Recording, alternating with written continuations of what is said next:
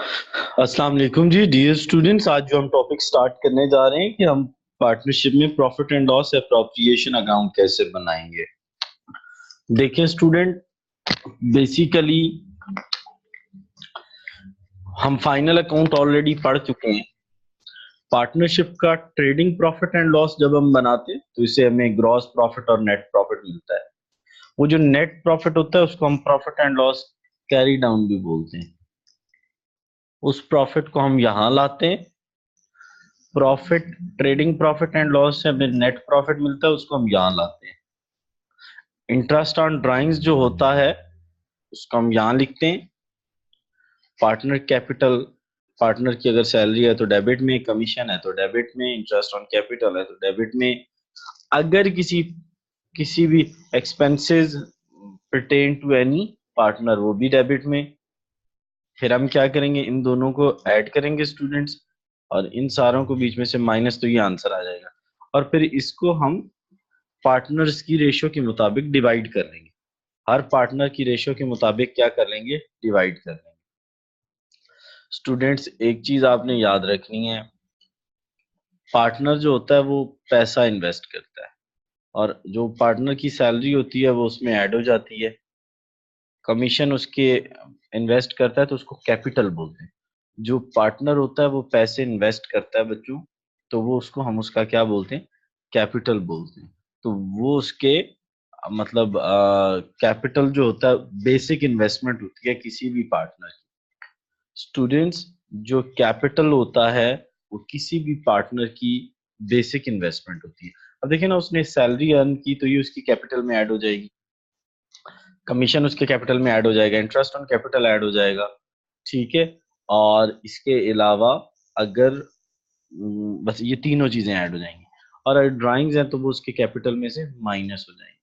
अब हम ना इस टॉपिक की जरा दो तीन एंट्रीज देख लेते हैं ताकि हमें थोड़ा समझ आ जाए कि यार ये टॉपिक है कैसे।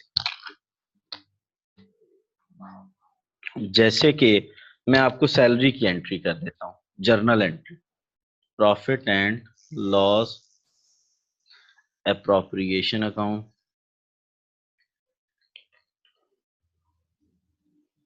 और यहाँ पे हम लिखते हैं पार्टनर्स कैपिटल अकाउंट, ब्रैकेट में सैलरी लिखते हैं। तो ये पहले की एंट्री है। फिर इसी तरह कमीशन वाली एंट्री,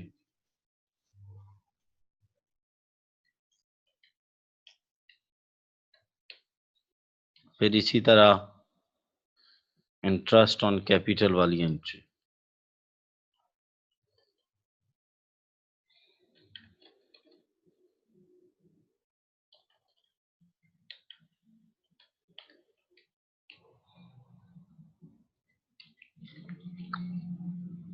अब बच्चों नेक्स्ट,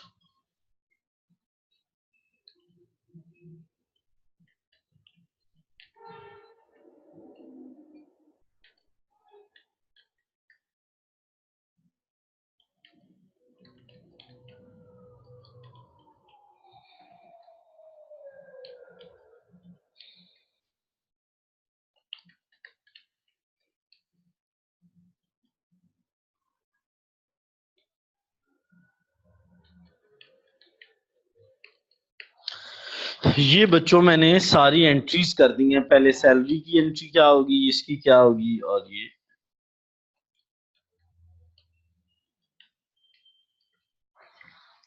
अब सुने मेरी बात। बात ये है कि ये जो हमारे पास है ना बच्चों,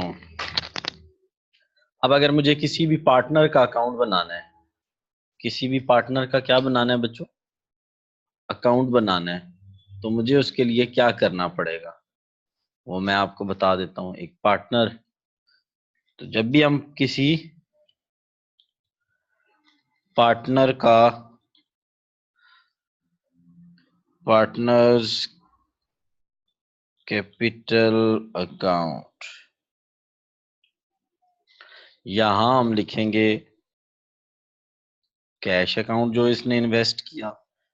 याद है ना क्या एंट्री होती थी, कैपिटल की cash account debit, capital account credit, ऐसे ही होता था। अब अगर उसको सैलरी में देखो, अब सैलरी वाला जो पोर्शन है तो उसमें हम क्या लिखेंगे, प्रॉफिट एंड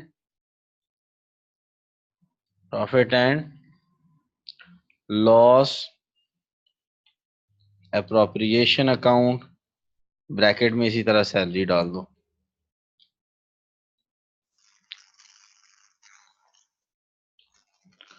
फिर बच्चों नेक्स्ट इसी तरह होगा, प्रॉफिट एंड लॉस,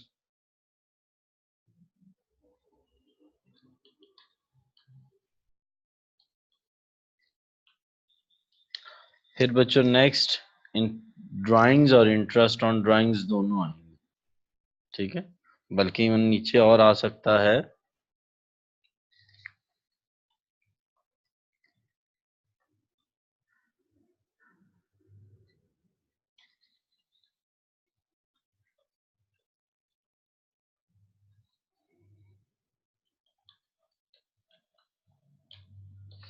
जो बच्चों उसका शेयर ऑफ प्रॉफिट है ना वो भी आ जाएगा।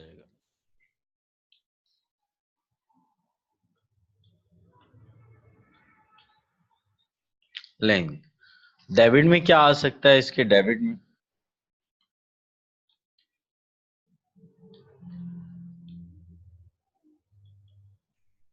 Drawings,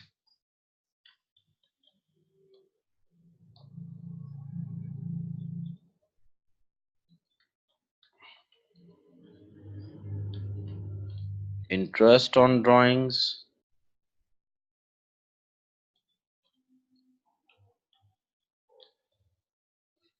balance carry down.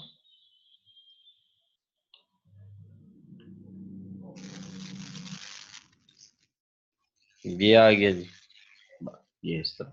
ये बैलेंस कैसे निकलेगा, इन चारों को ऐड करें, वो दोनों बीच में से माइनस कर दें तो आपका बैलेंस निकलेगा। ठीक है स्टूडेंट्स, तो ये बेसिकली तरीका है इन क्वेश्चंस को डील करने का।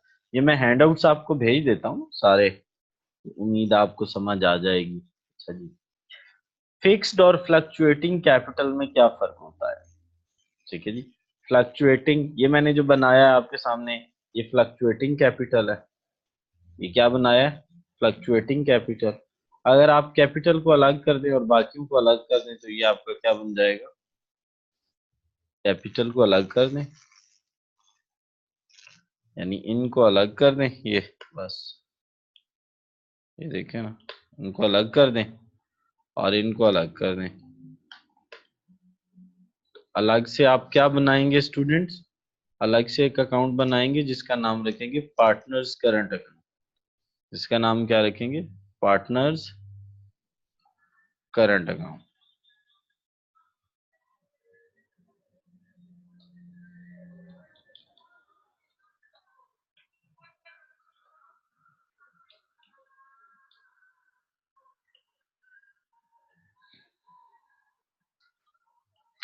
तो ये स्टूडेंट्स फ्लक्चुएटिंग के वजह से होगा।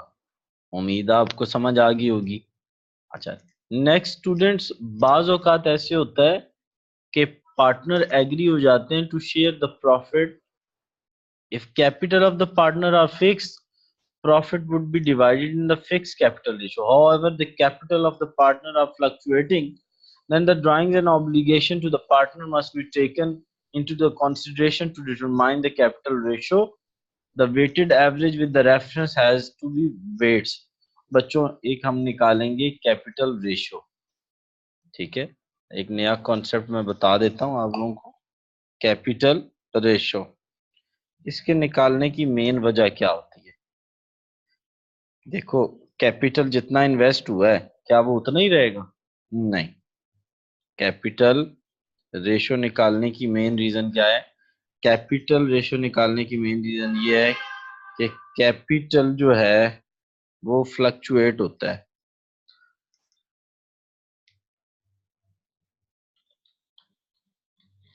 कैपिटल क्या होता है, फ्लक्चुएट होता रहता है। अच्छा, तो क्या करेंगे हम ऐसा करेंगे कि हर एक की क्या निकाल लेंगे, कंट्रीब्यूशन। कि हर एक की क्या निकालेंगे, कंट्रीब्यूशन। स्टूडेंट्स कैपिटल रेशियो के निकालने के लिए पार्टनर्स की क्या निकालेंगे, कंट्रीब्यूशन। कंट्रीब्यूशन पे रूल अप्लाई करेंगे रेशो वाला, उसके बाद हम रेशो, उसके बाद फिर रेशो बना के तो हर बंदे का कैपिटल का शेयर निकाल लेंगे, हर बंदे का कैपिटल का क्या निकाल लेंगे, बल्कि प्रॉफिट का शेयर निकाल लेंगे। ठीक है, क्या निकाल लेंगे, प्रॉफिट शेयर, हर एक का क्या निकाल लेंगे, प्रॉफिट शेयर निकाल। ठीक हो गया स्टूडेंट। नेक्स्ट थ्योरेटिकली अगर देखा जाए तो हमारे पास नेक्स्ट कॉन्सेप्ट आ जाता है जी, वो है गुडविल का। तो स्टूडेंट्स गुडविल के बारे में आप सारे जानते ही हो कि क्या होती है। तो बच्चों गुडविल क्या होती है, गुडविल होती है किसी भी कंपनी की जो गुड रेपुटेशन या गुड नेम होता है उसको हम उसकी गुडविल बोलते हैं।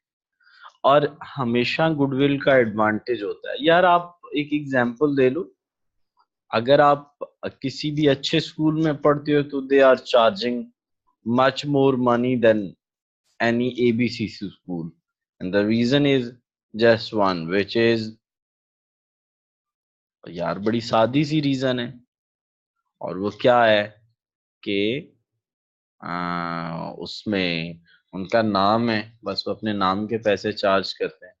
अब गुडविल निकालने के ना, no accurate formula can be laid down for the measurement of the, अब कैसे निकालो यार गुडविल, मुझे, गुडविल एक इनटेंजिबल एसेट है, कैसे फाइंड करोगे कि ये गुडविल, जब देखो लैंड है, बिल्डिंग है, सामने नजर आ रही है ना।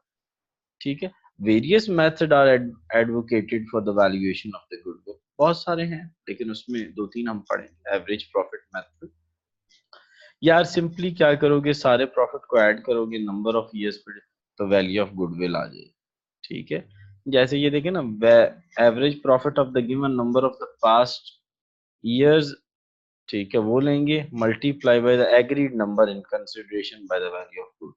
3 years, 3 year purchase of average profit of the last 5 years is a commodity spoken of। यार वो ये कह रहा है कि आप प्रॉफिट लोगे, उसकी एवरेज यानी मीन लोगे, और एक खास नंबर से मल्टीप्लाई कर लोगे। ये नंबर कहाँ से आएगा, ये नंबर हमने खुद गेस करना है, या हमने खुद नंबर चूज करना है कि यार हमारी गुडविल कितनी है। Super profit of the business are the profit which can be expected in the future. वो पास्ट की बेस पे था, ये फ्यूचर की बेस पे। And above those necessary to pay the fair return upon the capital in the business, having agreed to the risk involved in the particular business and the fair remuneration for the services. Super profit is excess of actual profit over normal profit। ये असल चीज है। Super profit क्या है जी, actual minus normal. The normal profit is calculated by multiplying average capital employed with the rate of general expectation. The super profit thus calculated is multiplied by the agreed figure to find out the value of goodwill. ठीक हो गया जी। अब मैं आपको बताता हूँ, ये देखिए एक्चुअल कैसे निकालना है और दूसरा हमने कैसे निकालना। If the capital investment of the firm is 40,000 and the fair return having regard risk involved is 10% of the goodwill, if based on 3 years purchase of average super profit, the last 5 years will be calculated as follows। बच्चों देखो, वो कह रहा है कि average annual profit last 5 years का कितना है जी, हमें वो बता रहा है total profit earn during 5 years 35,000, ये उसने दिया हुआ है। ठीक है ना, उसने हमें दिया हुआ है। तो एवरेज एनुअल प्रॉफिट क्या हो गया, नॉर्मल, सॉरी, जो एवरेज प्रॉफिट हमें दिया हुआ है वो है 7,000। नॉर्मल प्रॉफिट आप इसका ये देखो ना यार, 10% ले लो ना यार, तो ये आ जाएगा 4,000। 7 में से 3 को माइनस करो, value of goodwill being 3 year purchase, तो 3 years की बेस पे अब ये जो सुपर प्रॉफिट है इसको 3 years से मल्टीप्लाई कर, यानी बच्चों आपको वो कैपिटल देगा और आपको बताएगा कि फेयर या नॉर्मल, नॉर्मल या फेयर रेट इतना है। 10% आप लोगे 4,000 आ जाएगा। अब वो कहेंगे जी जो एवरेज प्रॉफिट अर्न किया है यार, ये नहीं किया हुआ, जैसे ये किया हुआ है इसी तरह आपको प्रॉफिट ऊपर दिया हुआ होगा, ठीक है। तो जो एवरेज प्रॉफिट अर्न किया है वो कितना है बच्चों, 35,000, ठीक है। उसे आप 3 5 पे डिवाइड करेंगे तो 7 आ जाएगा, और 3 इयर्स का उसको क्या करेंगे, एवरेज एनुअल में से नॉर्मल को माइनस करें, 3,000 को 3 ईयर से मल्टीप्लाई करें, 9,000 बन जाएगा। क्या फिर मैं एक्सप्लेन करूं, आसान है यार ये, बल्कि calculation calculation of normal profit on capital, यानी आपने जो कैपिटल दिया होगा उस पे नॉर्मल रेट को उसके साथ मल्टीप्लाई करके पहले नॉर्मल प्रॉफिट निकाल लेना है। सुपर प्रॉफिट कैसे निकालोगे, by deducting normal from the average profit, यानी आपने एवरेज प्रॉफिट निकालना है फिर नॉर्मल निकालना है। एवरेज निकालोगे जितने सालों का प्रॉफिट दिया होगा, जितना उसको नंबर पे डिवाइड करके एवरेज निकाल लोगे। और नॉर्मल प्रॉफिट कैसे निकालोगे, कैपिटल की एक खास परसेंटेज अप्लाई कर दोगे। सुपर प्रॉफिट कैसे निकालोगे, नॉर्मल में से, एवरेज में से नहीं, deducting normal profit from the average, यानी एवरेज में से नॉर्मल को माइनस कर लोगे। उसके बाद फिर वो जो आंसर आएगा उसको आप इसे मल्टीप्लाई कर दोगे नंबर ऑफ ईयर्स से, नंबर ऑफ ईयर्स हमें दिए होंगे कितने, नंबर ऑफ ईयर्स से मल्टीप्लाई करें।